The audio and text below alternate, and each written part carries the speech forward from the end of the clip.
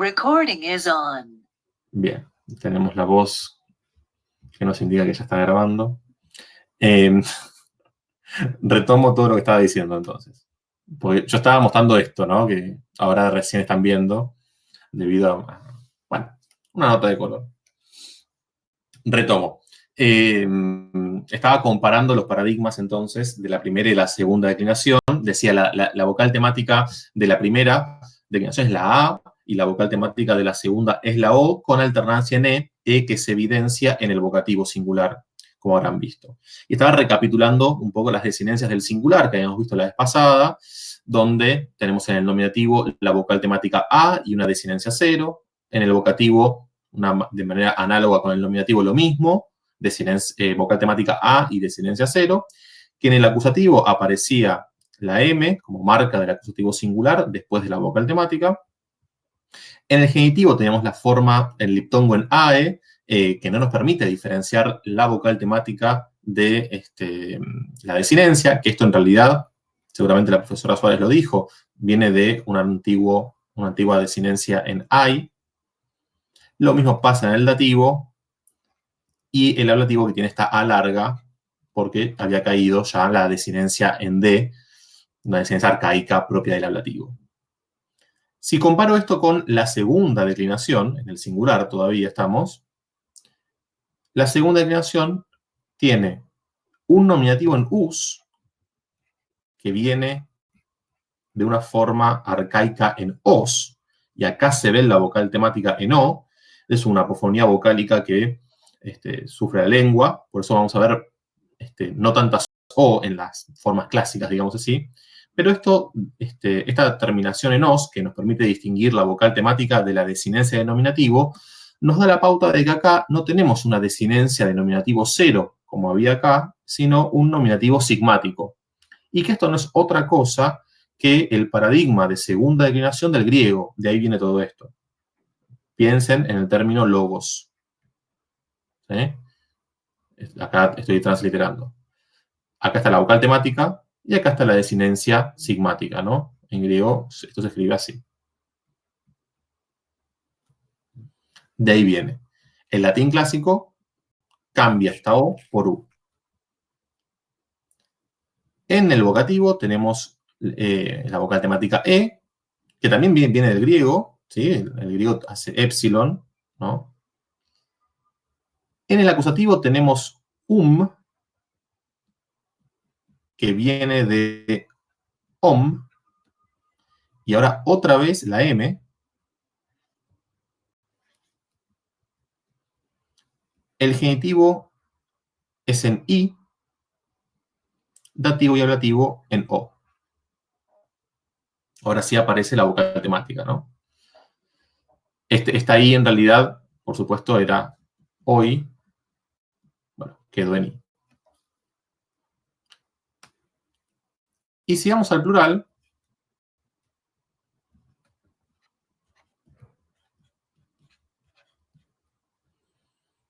en el plural teníamos AE en la primera, AE y AE. En la segunda vamos a tener I, que viene, por supuesto, de hoy. Fíjense que logos en griego es logoi. Se ve claramente.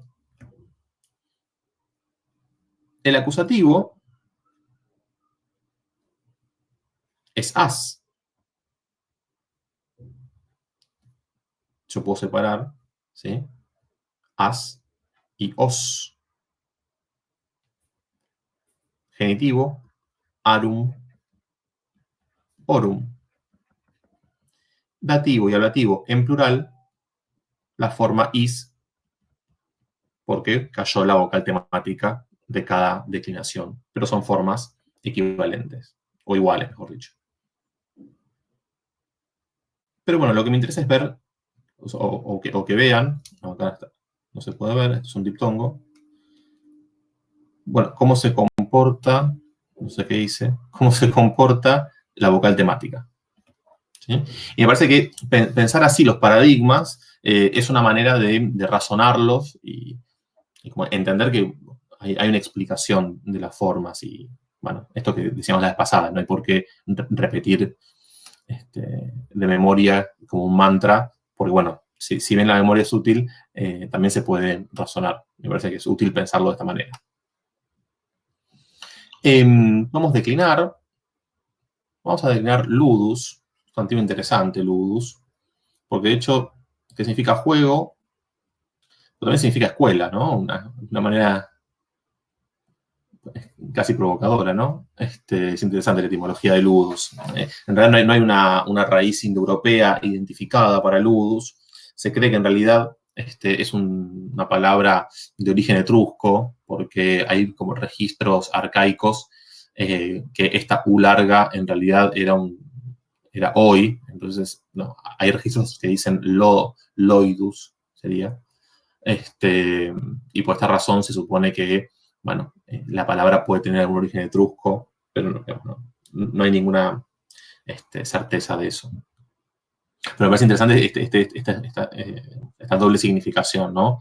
Por un lado, juego, el plural ludi se refiere a las festividades religiosas, ¿no? A los juegos en el marco de los cuales se celebraba o se rendía culto a algún dios, incluso a los muertos, ¿sí? Las representaciones teatrales se enmarcaban, ¿no? en el marco de los ludi, como un evento religioso muy, muy importante en la Roma antigua. Y también significa escuela. Es una particularidad que tiene esta palabra. ¿Alguien se anima a declinarla? Yo lo que tengo hecho es en singular, es ludus, en nominativo, Sí. lude, en vocativo, ludem, Bien. en acusativo, ludi, ¿Con en E? acusativo. Sí, ludem. Perdón, ludum. Ahora bien, ahí va. Sí, perdón, lo dije mal. Genitivo, No pasa ludi, nada. y en ¿Genitivo? dativo y ablativo, ludo. El genitivo otra vez no te escuché bien. Ludi. Bien, Y el dativo y ablativo, ludo. perfecto. ¿Y en plural cómo queda? Quedó nominativo y vocativo, ludi. Acusativo, ludos. Genitivo, ludorum. Y dativo y ablativo, ludis.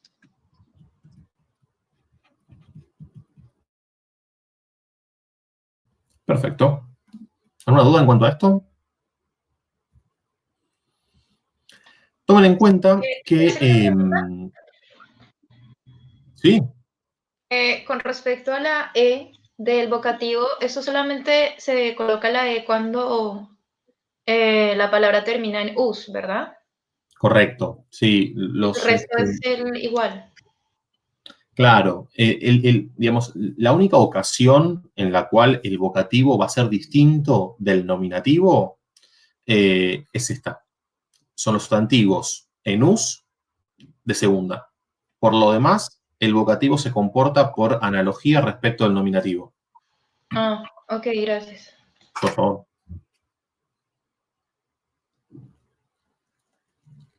¿Otra pregunta? Hola, profe. Una Sí. pregunta. Vamos a ver cómo es porque yo tenía una duda con la primera palabra que era alveus. Sí. Decime. Esa palabra Por particular ejemplo, esa. cuando va en el vocativo, que tiene que ir la E.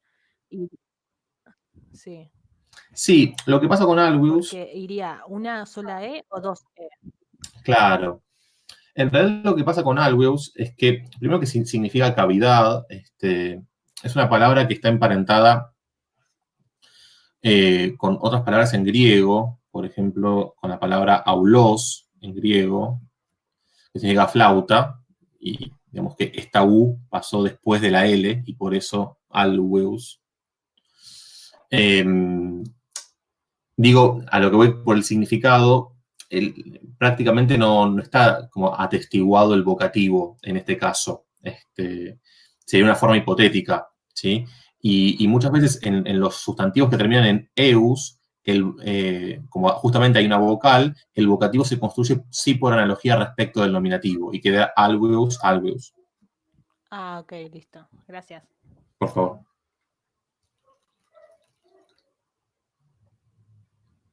¿Alguna otra duda?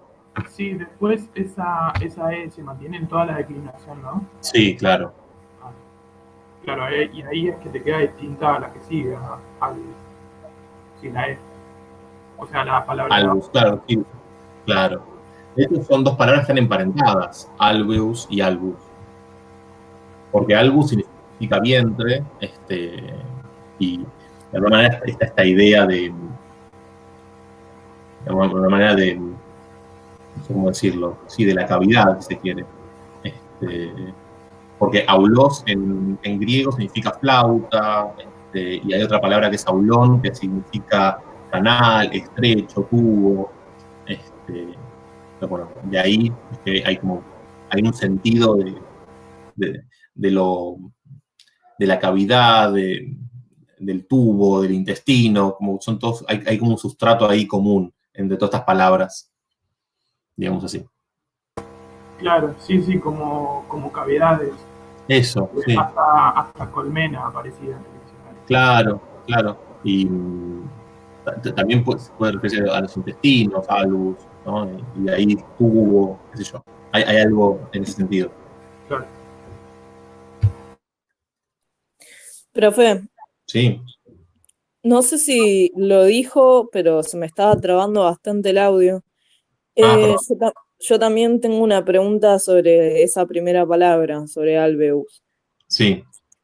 A mí el vocativo, yo conservé la E, o sea, me quedó con 2 E. ¿Está bien? Claro. Lo que yo decía es que estas formas en eus, que terminan en eus, primero que por el sentido es poco frecuente que se utilice un vocativo, ¿sí? que se invoque una cavidad, digamos. Pero si hubiese que poner una forma en vocativo, como termina en eus, suele ser, digamos, análoga al nominativo, estas terminaciones en eus. Ah, Entonces te queda ok. nuevamente alveus. Alveus, ok. Bueno, gracias. Por favor.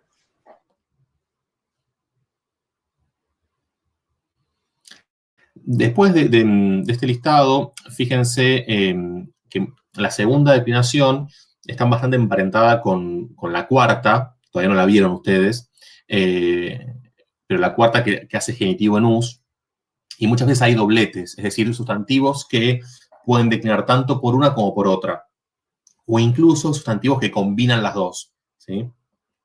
Anoté 2 ejemplos, ¿no? Colus y domus, pasa esto. De hecho, de las 5 declinaciones, la cuarta y la quinta, llega un momento de la lengua que son absorbidas por la segunda y la tercera respectivamente. Y bueno, como un rastro, digamos, como un antecedente de esa futura absorción, digamos así, tiene que ver con estos dobletes que hay entre segunda y cuarta. Creo que en el cuadernillo de morfología está domus declinada, para que la vean. Sí, alguien creo que está preguntando algo. ¿Puede ser? Sí, perdón, yo. El CF que está ahí al lado de Colus, esa CF, ¿qué sería? Es una abreviatura que se utiliza académicamente, significa confer, es una abreviatura latina y significa ver, confrontar, remitirse a. Está bien, está bien. Muchas veces en los artículos académicos la puedes encontrar como una nota al pie y, por ejemplo, ahí te dice confer, tal artículo, tal autor, como para remitirse a eso. También pueden encontrar confer o pueden encontrar confer o pueden encontrar también with, que es videtur, significa BAC. Son 2 abreviaturas que se suelen utilizar.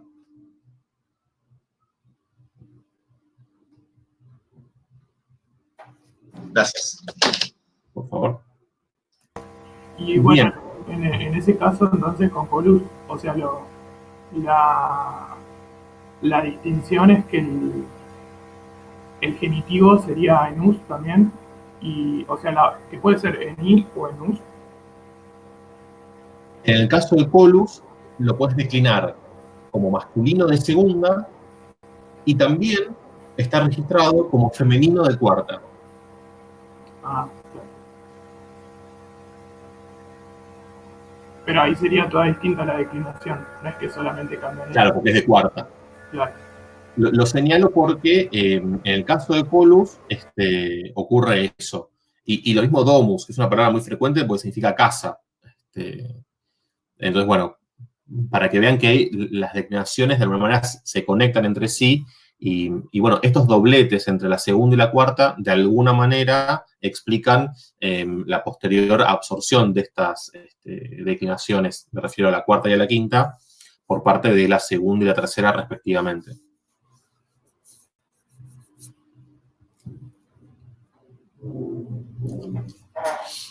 Bien. Si les parece, pasamos a verbos. ¿Algo que hacer una duda más con esto? Yo Romani no lo pude declinar. Bueno, hacemos Romani. Tiene que ver con el nombre de los pueblos, ¿sí? Suele aparecer enunciado en plural en latín. Y por esa razón, fíjense, por esa razón vos tenés Romani Romanorum. Que tengas Romani Romanorum significa que la palabra solo se enuncia y se declina en plural. Es un pluralia tantum. Entonces, vos declinas solamente el plural y te queda así.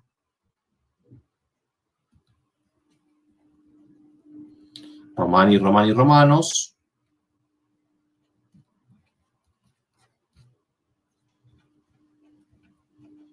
Romanorum. Romanis, Romanis. O sea, respeta todas las reglas de la segunda declinación y solamente en plural. ¿Qué es eso? Tal cual. Eso es un pluralia tantum. El pluralia tantum no te cambia las desinencias, sino que lo que te dice es que es una forma, digamos, un paradigma defectivo, no está completo, porque no hay registros en plural.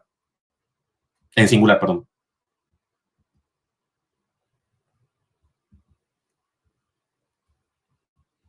¿Alguna duda más de la parte de nominal, de morfología nominal? Sí, Enzo, cuando Sí. hagamos un ejercicio de declinar, no hace falta que marquemos las cantidades de las vocales, ¿verdad?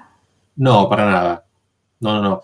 Yo a veces me lo anoto como para mostrar alguna particularidad o para subrayar algún aspecto, digamos, de la historia de la palabra, pero no se les pide. Listo, perfecto. Por ahí lo único que sí les va a servir, sobre todo a ustedes, para ustedes mismos, digo, es anotar las cantidades de la vocal del infinitivo en los verbos. Ahora voy a ir a eso justamente. Yo creo que ahí sí les sirve anotar la cantidad para incorporar ese aspecto que tiene que ver con dos tipos de conjugaciones que tiene el latín, ¿sí? Las conjugaciones temáticas y atemáticas, que es a lo que voy a ir ahora a continuación. Sí, perfecto, para distinguir una conjugación de otra, la I breve, la I Claro. larga, pero en nominal no hace falta. No, para nada. Para nada. Gracias. De hecho, en los textos, cuando ustedes los tienen, vieron que no les marcamos las cantidades en general. Así que no se les va a pedir eso. Decíamos recién, entonces, respecto de las conjugaciones. En latín tenemos conjugaciones temáticas y atemáticas. Las temáticas son justamente las que utilizan un sistema temático de flexión, es decir, una vocal temática que puede ser la A larga, la E larga o la I larga. Para primera, para segunda y para cuarta conjugación. Y las conjugaciones atemáticas, es decir, la tercera conjugación y la quinta conjugación, también llamada cuarta con I breve, por contraste con la cuarta con I larga, que es la de audio, o también llamada mixta, porque algunos llaman así, digamos, teniendo en cuenta que combina, si se quiere, elementos de la tercera y de la cuarta. Para estas dos conjugaciones se utiliza, en lugar de una vocal temática, una vocal de unión cuando hace falta por razones, digamos, articulatorias. Y esa vocal de unión, para cualquiera de las dos conjugaciones, es la I breve o, según el contexto, la E breve. Cualquiera de estas dos. Pero hay que tener en cuenta una particularidad. Por ejemplo, el verbo lego es un verbo de tercera conjugación y el diccionario les va a decir lego 3. Hay un lego 1 también, pero me refiero al lego de tercera. ¿Sí? Que significa juntar, reunir y a partir de allí leer. Y capio, tenemos estos tres verbos, ¿no?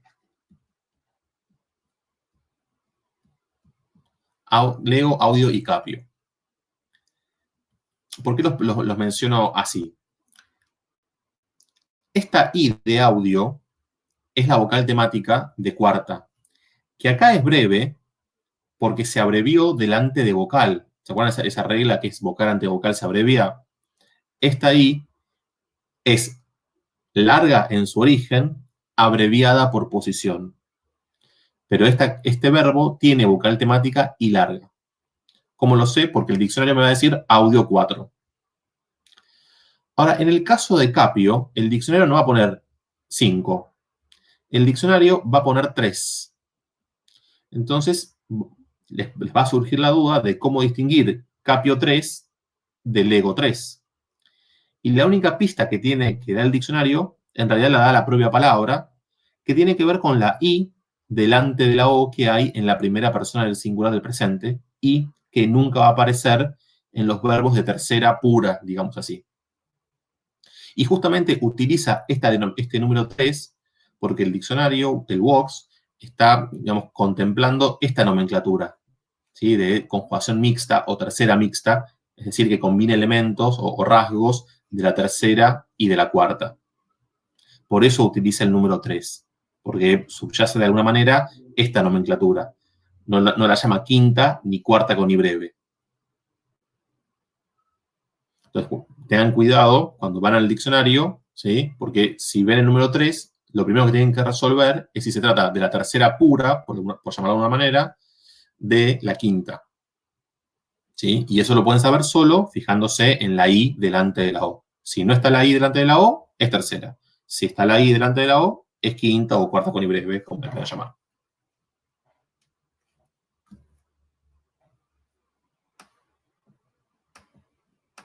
Bien, vamos al ejercicio de verbos.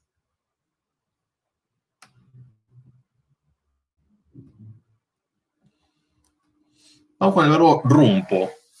Rumpo, rumpis, rumpere. Es un verbo que significa romper, lógicamente. ¿Cómo queda la segunda persona del singular del presente? En voz pasiva. Rumperis. Perfecto.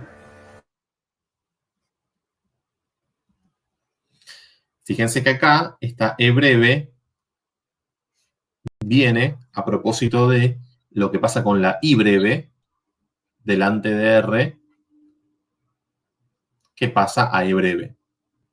Esta ley fonética que vimos la vez pasada, ya pueden de alguna manera sistematizar su aplicación en todo el infectum. Este cambio de I breve a E breve delante de consonante vibrante en sílaba interior de palabra se va a dar en primera y segunda conjugación en futuro imperfecto de la voz pasiva. Siempre segunda persona del singular. Y para tercera y quinta conjugación, es decir, para rumpo y para fugio, por ejemplo, se va a dar en el presente de la voz pasiva. En el caso de esquío, esto no va a ocurrir porque esquío tiene una I larga después de la raíz. Entonces, este contacto no se produce, porque esta ley solo aplica para I breves.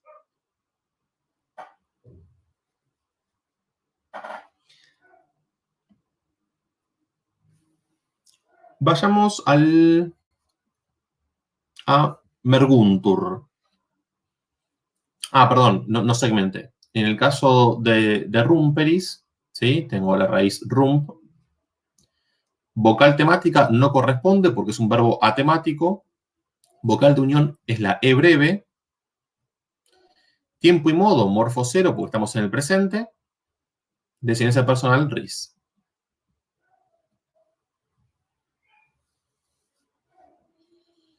Si ve a Merguntur, ¿cuál es la morfología de Merguntur?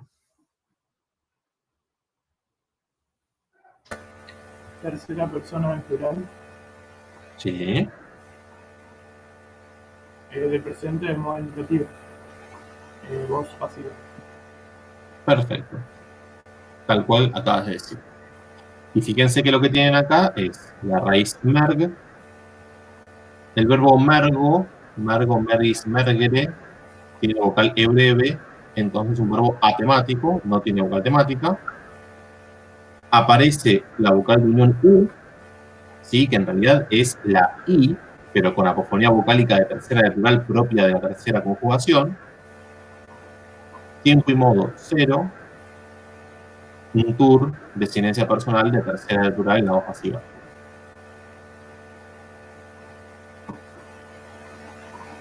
Ahí yo tenía la duda siempre, claro, la U es la vocal de unión y no pertenece a la designancia personal. O sea, la designancia es solamente un tour. Correcto.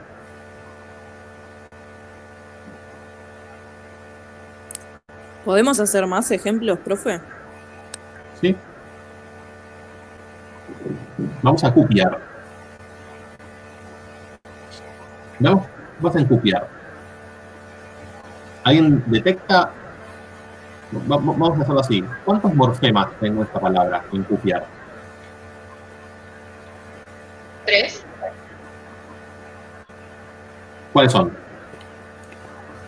La raíz sería Q. La raíz es cup, bien. Yo puse como vocal temática la I. Fíjate que cupio es cupio, cupis, cupere.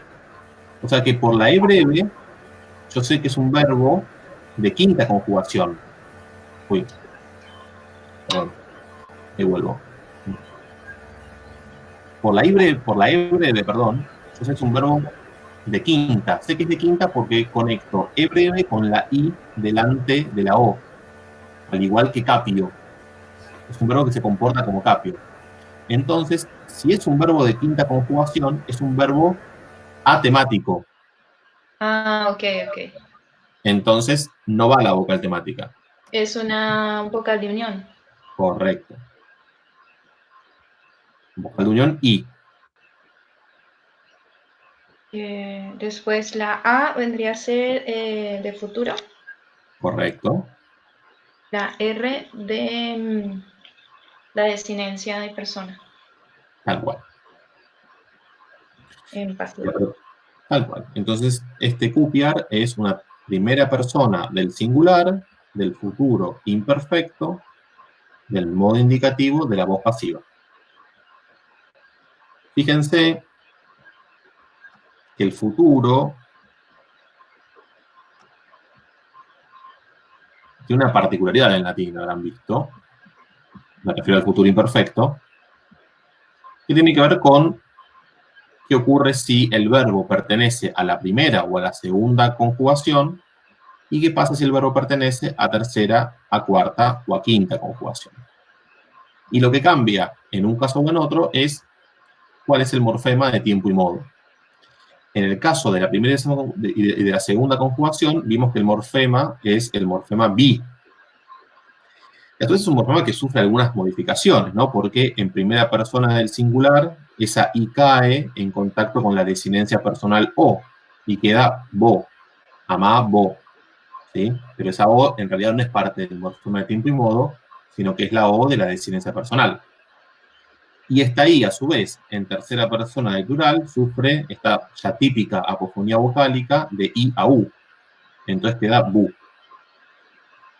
Mientras que en tercera, cuarta y quinta conjugaciones, el morfema de tiempo y modo manifiesta una alternancia vocálica en A y E. Es la misma alternancia vocálica propia del subjuntivo, perdón. Del modo subjuntivo. El subjuntivo no se ve en latín 1, se ve en latín 2 recién, pero cuando lleguen a ese momento, van a ver que el subjuntivo presente presenta justamente esta alternancia vocálica, ¿no? El futuro en realidad es un tiempo de generación tardía en la lengua, ¿sí? Y de alguna manera el subjuntivo y el futuro tienen algún punto de contacto desde el punto de vista semántico, si se quiere. En definitiva, este formante A se va a utilizar solo para la primera persona del singular y este formante E para el resto de las personas.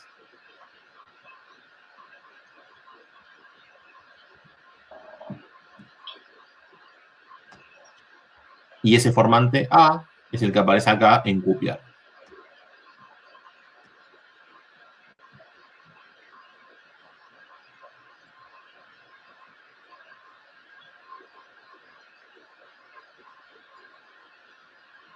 ¿Alguna duda hasta acá?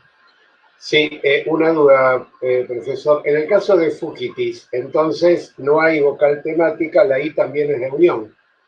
Aunque sea Correcto. el presente. Está. Gracias. Así. Es la tercera persona, perdón. Es la segunda persona del plural, del presente, del modo indicativo, de la voz activa.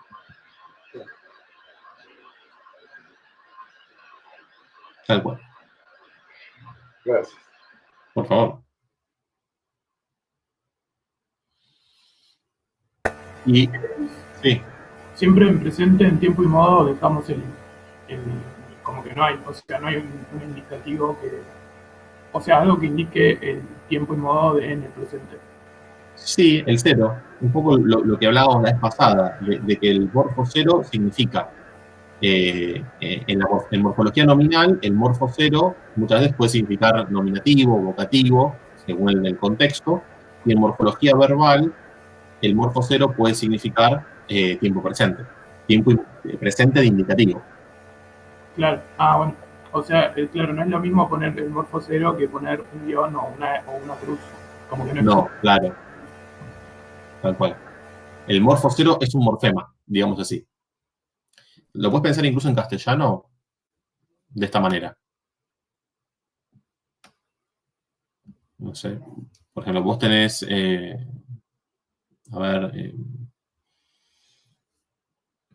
se me vienen todos ejemplos que no aplican. Una palabra tonta. Vos tenés perro, acá hay un morfo cero que indica singular, porque contrasta o se opone con la S.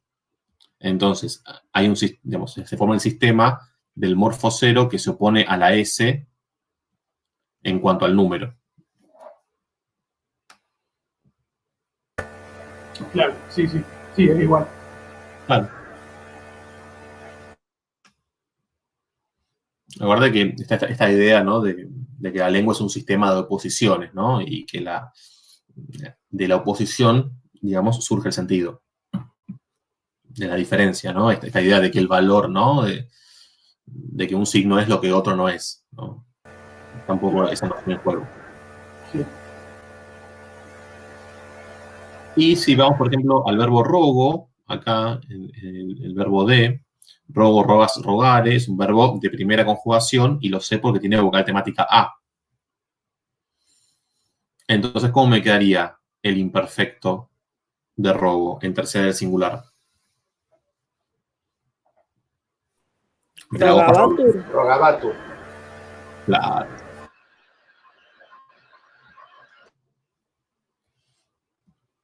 Y entonces queda así.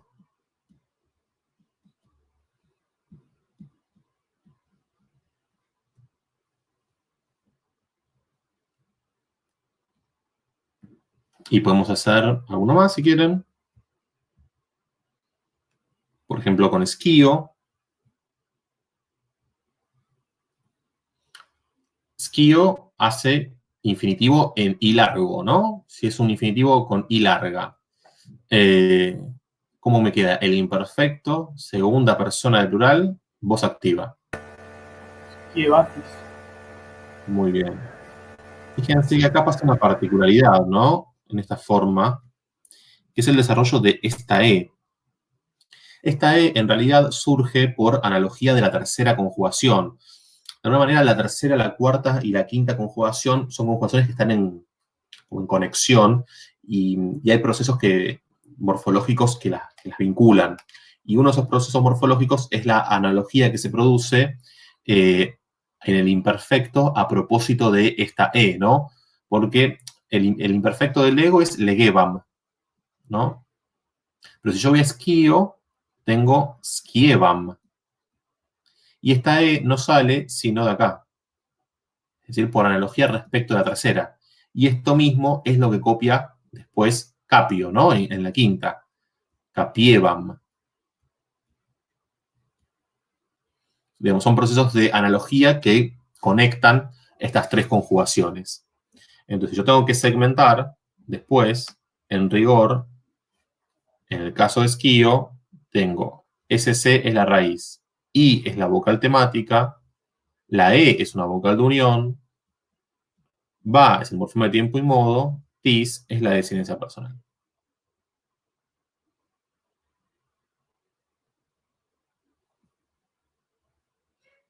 Y me quedó plaqueo, ¿no? Verbo de segunda conjugación, porque es un verbo que tiene vocal temática E larga. ¿Cómo quedaría la forma de plaqueo? La que vimos. No escuché. La que vimos. Plac es la raíz, E es la vocal temática. ¿Cómo te quedó el morfema de futuro? Vimos. Bien. Vimos. Entonces tenemos plac, E, vimos.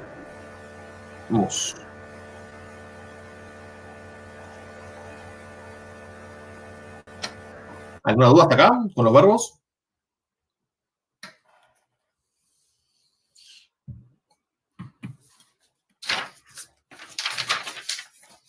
¿No? Bien, pasamos entonces a las oraciones.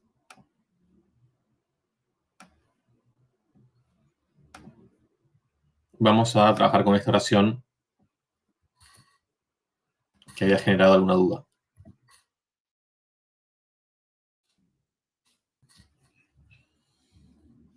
Bien.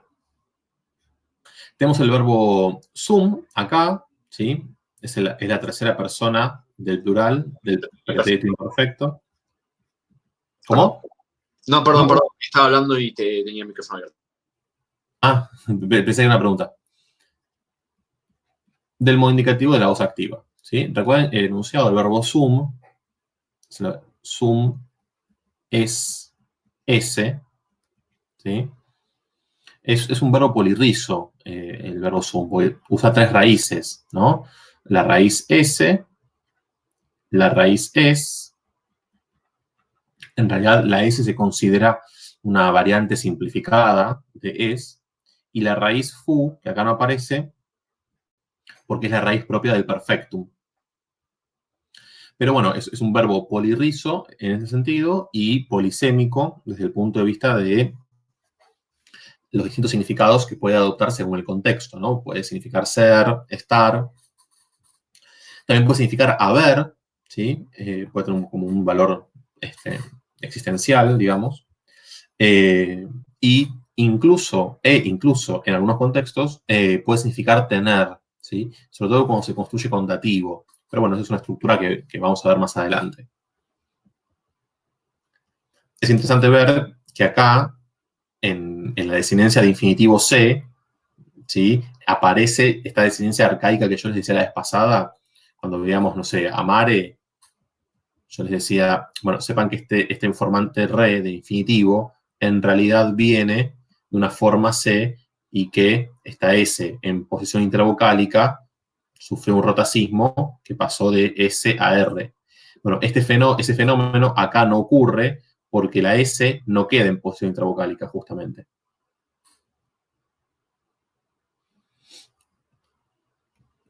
Bien. Y acá sí, ¿no? Porque acá, en erand, lo que está jugando es esta raíz. Es, ¿no? Y la S sí quedó en posición intravocálica, entonces se sonorizó y pasó a R. Bueno, en fin. Sujeto para erant, necesitamos un sujeto en plural. Podría ser Lupi. Claro. Y, que es el nominativo masculino plural, yo lo extendería hasta acá. El sujeto. Porque este es el otro nominativo plural.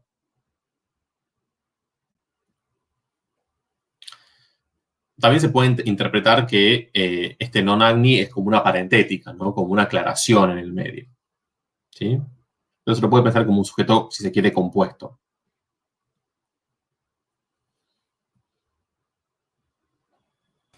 Tengo una pregunta, Enzo. ¿Se sigue usando como estructura sintáctica la aposición?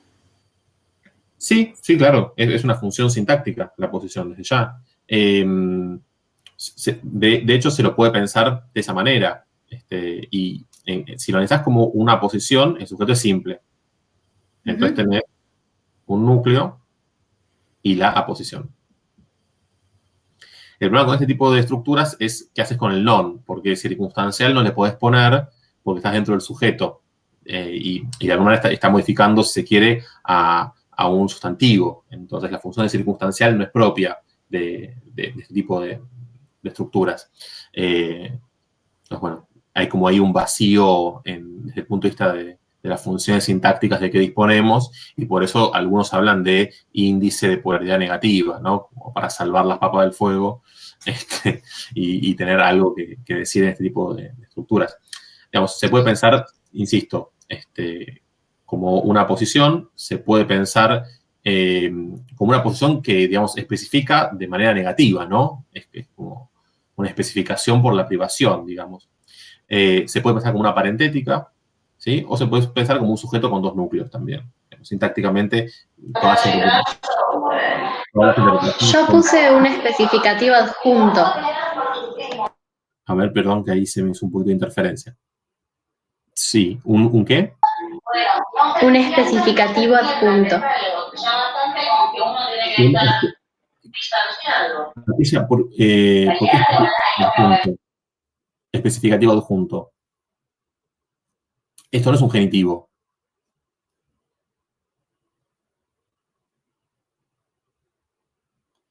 Lo puedes pensar como un adjunto, no sé si te entendí bien la pregunta.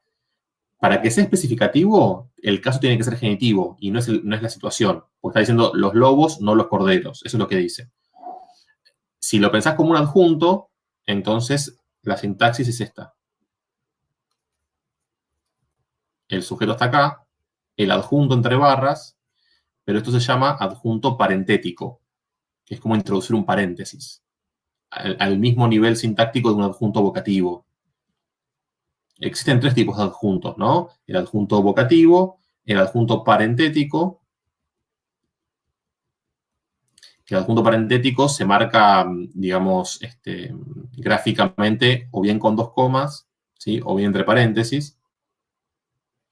Y tiene estatuto de adjunto. Esa es otra interpretación posible, que es una aclaración que se inserta, pero que no forma parte de la predicación nuclear. Esa es otra interpretación posible. Pero no un adjunto especificativo, porque especificativo es la función que nosotros le asignamos al caso genitivo. Y esto, si bien puede estar en genitivo morfológicamente, por contexto no puede ser, porque si es genitivo debería ser singular. Y acá este agni está en relación con lupi, que está en plural, y el verbo está en plural.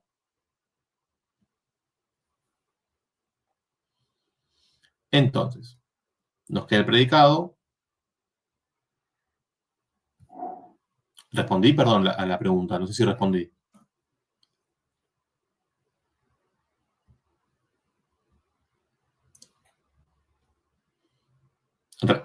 ¿Quedó claro? Lo dijo en los mensajes. Ah, no estoy viendo el chat, perdón.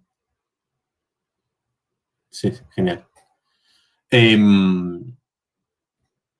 Entonces, dentro del predicado tengo mane, que es un adverbio, ¿sí? De día o de la mañana, circunstancias de tiempo. Y después tengo in agricolarum agris.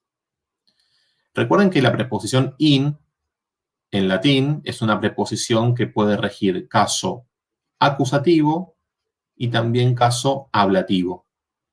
Cuando rige acusativo, significa hacia. Y cuando rige ablativo, significa en. En este caso, tenemos el ablativo acá, en agris. Subordinante término. Este es un ablativo masculino plural. Y agricolarum, genitivo, femenino, plural. Y esto es un circunstancial del lugar. Más adelante vamos a sistematizar los circunstanciales del lugar. Lo que dice acá es, los lobos, no los corderos, estaban durante el día, durante la mañana, en los campos, in agris, agricolarum, de los campesinos, agrícolas. Perdón, 2 dudas. Sí. El corchete abajo de non agni, ¿qué sería? ¿Qué representa? ¿Este? Claro, y también el IPN de abajo de non. Esta es una denominación que se utiliza con la palabra non, o no, en castellano, cuando no es un circunstancial. Porque el no en realidad, digamos, que sea una circunstancia es algo discutible. Uno, por convención, le pone circunstancial de negación, ¿no? Al no, o al non. Ocurre que circunstancial es una función propia o un modificador propio del verbo. Y acá no hay ningún verbo. Entonces, las gramáticas proponen, sobre todo las gramáticas de corte generativista, proponen la denominación un poco rimbombante de índice de polaridad negativa para este tipo de casos. Igual, si no le ponen nada, no pasa nada, digamos. Es un... Índice de polaridad negativa. Claro. Lo que se está diciendo con esa nomenclatura es que no es una función sintáctica en sí misma, sino un indicador de negación. Es un poquito más rimbombante el nombre, IPN, pero lo que se quiere decir, dicho llanamente, es que no es una función sintáctica técnicamente, sino un indicador.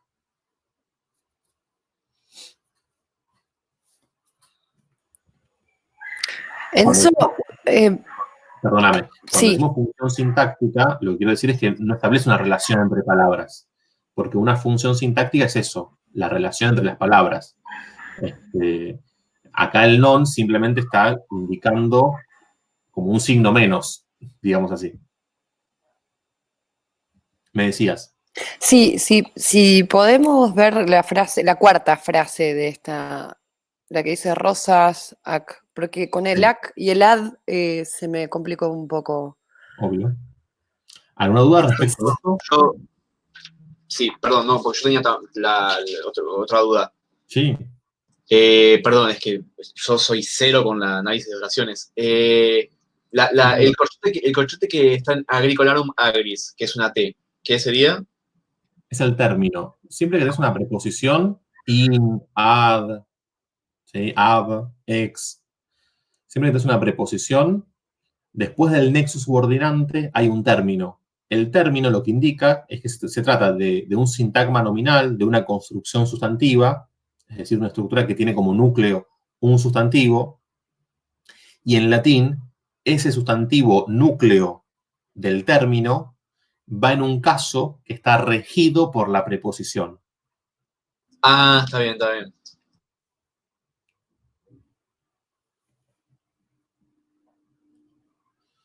¿De esta oración algo más?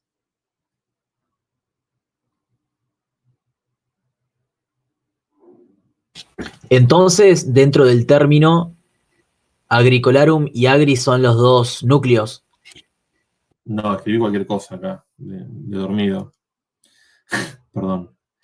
El genitivo es especificativo, justamente. Lo que puse acá, ¿no? De hecho. Gracias. No, gracias a vos por señalármelo. El núcleo es el ablativo. El núcleo es el sustantivo que está en el caso regido por la preposición. Justo in, por ejemplo, la preposición rige un solo caso. Justo in rige dos. Y cambia el significado según el caso que rige. Pero acá no hay ningún acusativo. Entonces queda solamente que haya que el núcleo sea un ablativo, que es este, agris, ablativo plural.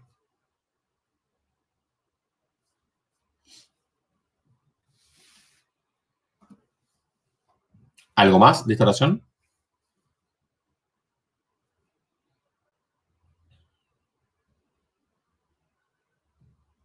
Bien, vamos a la otra entonces.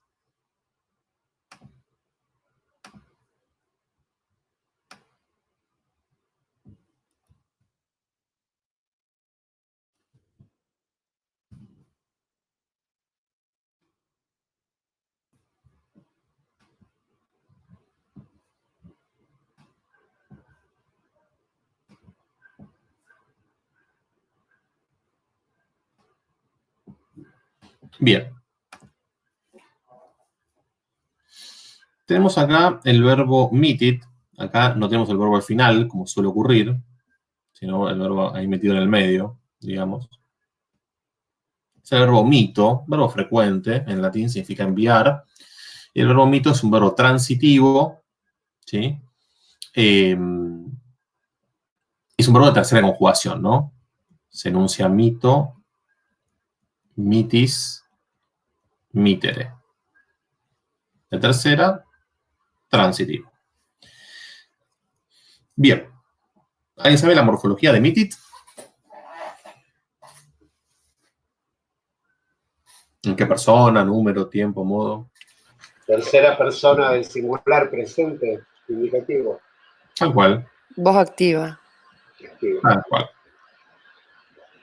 Es el núcleo del predicado.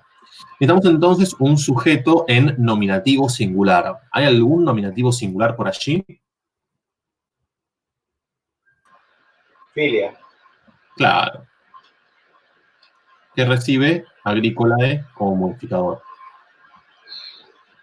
Entonces acá tenemos un nominativo femenino singular y acá un genitivo por la desinencia ae masculino singular.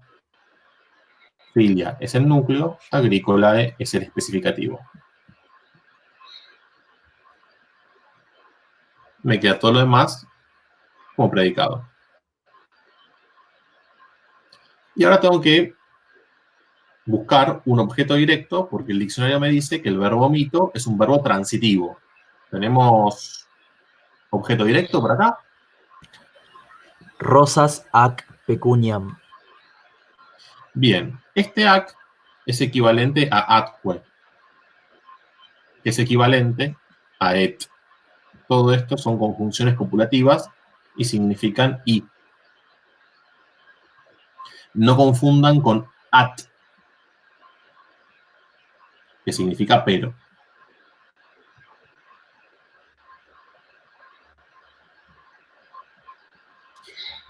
Entonces, este ac me está, como es una conjunción, siempre que tienen una conjunción, tienen que ver qué dos elementos al mismo nivel sintáctico está coordinando. Es decir, si hay un coordinante, o coordina dos verbos, o coordina dos nominativos, o coordina dos vocativos, o coordina dos acusativos. En este caso, está coordinando este acusativo femenino plural con este acusativo femenino singular, que son los dos núcleos del objeto directo. Se puede pensar como un objeto directo con dos núcleos o dos objetos directos por separado, da lo mismo. Inautae es el genitivo que modifica a pecuniam.